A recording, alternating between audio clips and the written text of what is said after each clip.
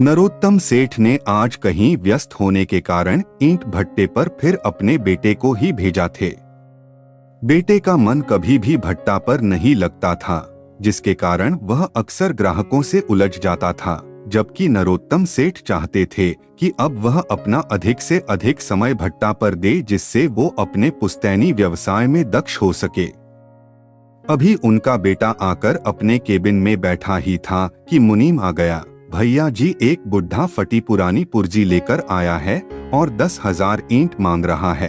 क्या मतलब? बेटे ने पूछा। कह रहा है कि सन 1968 में 15 रुपया हजार के भाव से उसने 10,000 ईंट का दाम 150 रुपया जमा किए थे, जो आज लेने आया है। दिमाग खराब है उसका। आज 10,000 ईंट की कीमत 80,000 है, 150 रुपए में कैसे दे देंगे? भगा दो उसको यहाँ से जल्दी। पर बड़े बाबूजी के हाथ की दस्तखत की हुई रसीद है, उसके पास है तो क्या हुआ? तब क्यों नहीं ले गए थे? अब जब ईंट का मूल्य 8,000 रुपए प्रति हजार है, तब ये 15 रुपए के भाव से ले जाएंगे।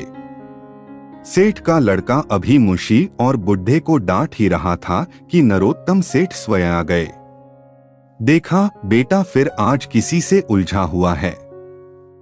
कारण पूछने पर बेटे ने वह मुड़ी तुड़ी पुर्जी सेठ को पकड़ा दी। सेठ पर्ची को देखते ही चौंक गए।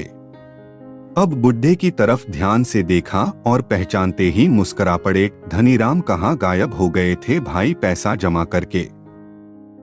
मैंने तब कितनी प्रतीक्षा की थी आपकी। खैर अब ले जाओ, 10,000 आपकी ईंट तो मेरे पास है ही, पर पापा 80,000 की ईंट 150 रुपए में कैसे संभव है? बेटे ने कहा। बेटा, जब इन्होंने पैसा जमा किया था तब वही भाव था। सन 68 से इनका भी 150 रुपया इस ईंट भट्ठा में लगा हुआ है, जिसके कारण हम अपने इस व्यवसाय को इतना बढ़ा सके। उस 150 रुपए की पूंजी का लाभ लगातार सन 68 से आप खा रहे हो। 80,000 से बहुत ज्यादा का खा चुके हम।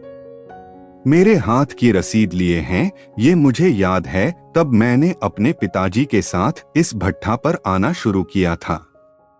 यह मेरी ही उम्र के हैं शायद। जब मैंने यह रसीद काट कर इन्हें दी थी तो इन्होंने हंसकर कहा था, अगर रसीद गायब हो गई तो क्या होगा? तब मेरे पिताजी ने इन्हें जो जवाब दिया था वह मुझे आज भी याद है। पिताजी ने कहा था कि अगर मेरे जीवन काल में आ गए तो रसीद न भी लाओगे तब भी ईंट आपको मिलेगी, क्योंकि मुझे आपका चेहरा याद है। लेकिन जहां तक रसीद की बात है, तो अगर आप इसे रखे रह गए तो मेरे न रहने के बाद भी आपको ईंटें मिलेंगी, क्योंकि बेईमानी न मुझ में है और न ही मेरे खून में। इतना कहकर सेठ ने 10,000 ईंट बुढ़े के यहाँ पहुँचाने के लिए मुंशी को आदेशित कर दिया और अपने बेटे के कंधे पर अपना हाथ रखकर बोला, बेटा, तुम्हारे साथ परिस्थितियां चाहे कितनी भी प्रतिकूल हो, लेकिन ईमानदारी का पथ कभी न छोड़ना।